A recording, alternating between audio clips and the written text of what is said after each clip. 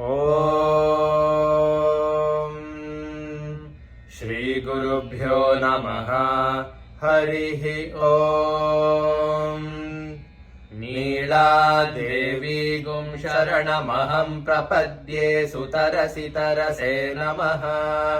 गृणाहि घृतवती सवितराधिपत्यैः पयस्वतीरन्तिराशानो अस्तु। ध्रुवाधिशां विष्णुपत्न्यघोरास्येषा नासहसो यामनोता। बृहस्पतिर्मातरिष्वोत वायुः सन्धुवानावाता अभिनो गृणन्तु। विष्टम्भो दिवो धरुणः पृथिव्या अस्येषा न जगतो विष्णुपत्नी। महादेव्यै च विद्महे विष्णुपत्न्यै च धीमहि तन्नो नीला प्रचोदयात्। सूक्तम् भूमिर्भूम्नाद्यौर्वरिणान्तरिक्षं महित्वा उपस्थेते देव्यदितेऽग्निमन्नादमन्नाद्यायादधे। आयङ्गौः पृश्निरक्रमीदसनन्मातरं पुनः पितरं च प्रयन्सुवः। त्रिगुंशद्धाम विराजति वाक्पतङ्गाय शिश्रिये प्रत्यस्य वहद्युभिः। अस्य प्राणादपानत्यन्तश्चरति रोचना व्यख्यन्महिषः सुवः। यत्वा क्रुद्धः परो वपमन्युना यदवर्त्या सुकल्पमग्ने तत्तव पुनस्त्वोद्दीपयामसि। यत्ते मन्युपरोक्तस्य पृथिवीमनुदध्वसे। आदित्या विश्वे तद्देवा वसवश्च समाभरन्। मनोज्योतिर्जुषतामाज्यं विच्छिन्नै यज्ञगं समिमं दधातु। बृहस्पतिस्तनुतामिमन्नो विश्वे देवा इहमादयन्ताम्। सप्तते अग्ने समिधः सप्त जिह्वाः सप्त ऋषयः सप्तधाम प्रियाणि।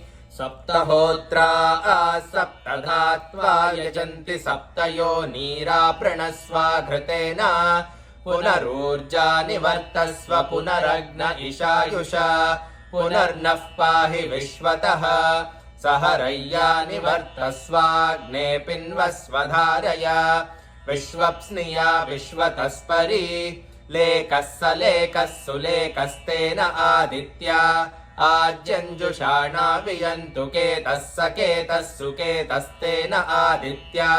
आज्यञ्जुषाणा वियन्तु विवस्वागम् अदितिर्देवज्योतिस्तेन आदित्या। आज्यञ्जुषाणा वियन्तु। मेदिनी देवी वसुन्धरा स्याद्वसुधा देवी वासवी। ब्रह्मवर्चसः पितृणागः श्रोत्रं चक्षुर्मनः।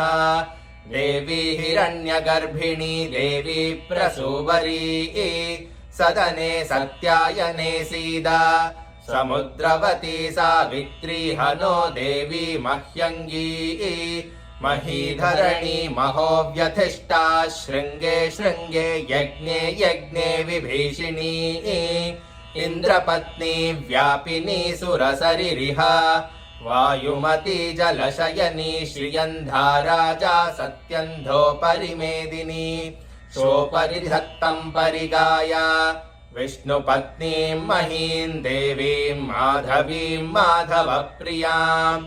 लक्ष्मीं प्रियसखीं देवीं नमाम्यच्युतवल्लभाम्। धनुर्धरायै विद्महे सर्वसिद्ध्यै च धीमहि तन्नो धरा प्रचोदयात्। महीं देवीं विष्णुपत्नीमजूर्यां प्रतीचीमेनागं हविषा यजामः। त्रेधा विष्णुरुरुगायो विचक्रमे महीं दिवं पृथिवीमन्तरिक्षं। तच्छ्रोणैति श्रव इच्छमाना पुण्यग्श्लोकै यजमानाय कृण्वति। ॐ शान्तिः शान्तिः शान्तिः।